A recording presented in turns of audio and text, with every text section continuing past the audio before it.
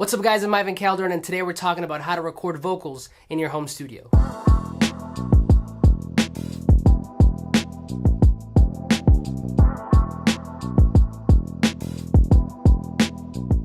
Alright, quick disclaimer, this video is not going to be about the best microphone to get or the best audio interface to get. I will be listing some of the stuff that I personally use in the video down below, but my goal for you guys is to give you 5 practical tips that you can apply in your own home studio to get better recording. So let's jump right in. So I gotta be honest, recording vocals is probably one of the hardest things to do, especially for the home studio producer or engineer where we're working out of a room that's not properly treated or meant to have vocals recorded in. Now in a song, you can go without guitars, you can go without pads, you can go without synths, but hardly ever can you go without vocals unless it's like an instrumental, which puts the pressure on the engineer or the producer to get quality recordings from the beginning. On top of that, almost everything that you do will factor into the quality of your recording, so home studio producers and engineers, needless to say, we have it the hardest. Alright, so tip number 1. This has to be probably my favorite tip out of all time. And if you were to leave this video and only learn one thing, I hope that it's this one. What I'm talking about is a little thing we call getting it right at the source. Now you've probably heard this before, but it's only because it's extremely important, and ironically enough, a lot of newer producers and engineers still undermine the importance of this tip. Now I can't tell you how many bad records come from bad masters that resulted from bad mixes that originated from bad recordings. Now I get it, recording vocals is extremely tedious, especially because, like I said, everything that you do will factor into the quality of your recordings, but I promise you, if you put in the extra time, if you put in some of that love into what you're doing, your recordings not only will be a lot better, but it will be a lot easier for the next person, the mixing engineer, to do their job, especially if you're the one doing it. Alright, tip number 2, this is where it gets good. Now we're talking about location. So ideally, if you were in a professional studio, you would be in a dedicated, isolated vocal booth to record your vocals. Now, if you have a closet in your home studio, ideally that would be the place to go. I have one here, but I mainly use it for storage, and a lot of the times the artists that I work with, they like to be out here interacting with me as I'm recording. Now the problem with recording in a room like this that's not meant to have vocals recorded in is that you start to have trouble with a little thing called standing waves or room modes. Now without getting too much into physics, basically whenever sound is produced in an enclosed area like this, 3 things tend to happen with the sound. It either reflects off the walls, it gets absorbed, or it passes through, which is usually when you get complaints from neighbors. Now our concern is with standing waves, which are a byproduct or a function off of reflecting waves. Now mid to high frequencies, whenever they reflect, they kind of produce like this lively, almost ambient sound. You could also get a little bit of echoes and flutters, but for the most part, it's rather pleasant.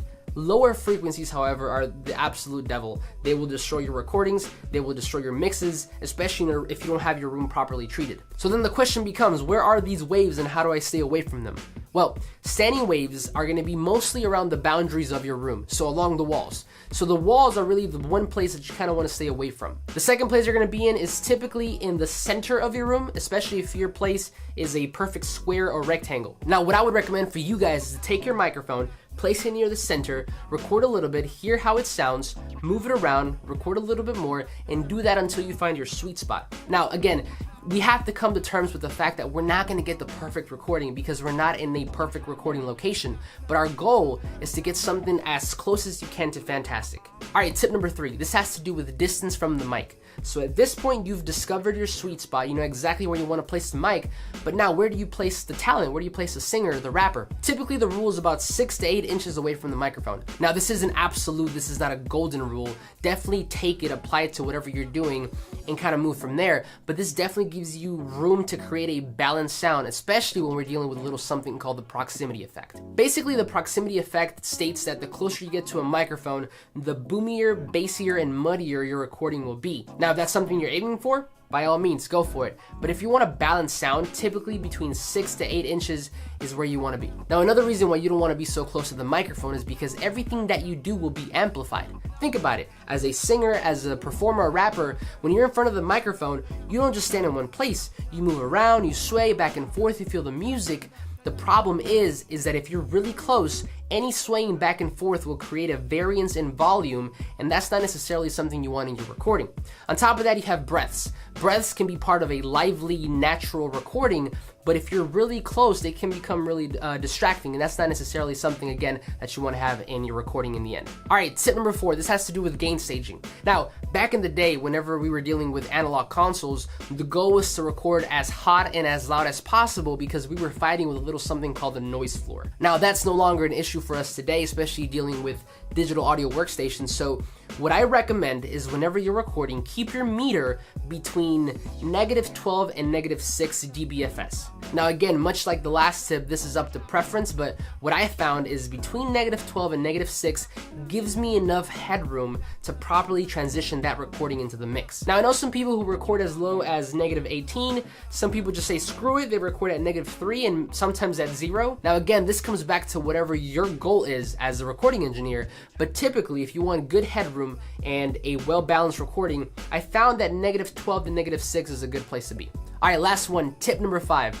This one has to do with compression. So we know that in the mixing phase, you're dealing with EQs and compressors and delays and reverbs and all that other fun stuff. But a lot of recording engineers, including myself, we record sometimes through EQs and compressors. Now, personally myself, I don't like to record with EQs. I tend to do that more in the mixing phase. But when it comes to compression, 99% of the time, I am compressing on the way in. So to understand why, especially if you're brand new, you have to understand the human voice and what a compressor does. The human voice is probably one of the more dynamics, if not the most dynamic instrument. You have peaks and valleys and loud and soft pieces, and a compressor, basically what that is, it is a smart volume knob. Based on the parameters that you set, it's gonna bring down the peaks, raise the lower areas, and create a more consistent and less dynamic vocal. The reason why you want to do this when you're recording goes back to tip number 1.